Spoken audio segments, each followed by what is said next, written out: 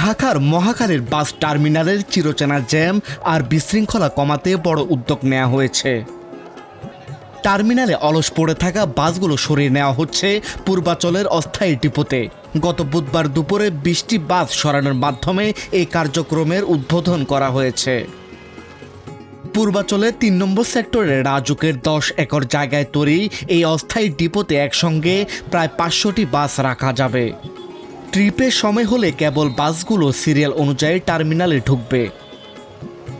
শুধু মহাখালীয়ে নয়, প্রধানমন্ত্রী তারেক রহমানের নির্দেশে ঢাকার যানজট কমাতে সায়দাবাদ টার্মিনাল যাচ্ছে কাঁচপুরে, গুলিস্তান যাচ্ছে কেরানীগঞ্জে, আর গাবতলী টার্মিনাল যাচ্ছে হেমায়েতপুরে।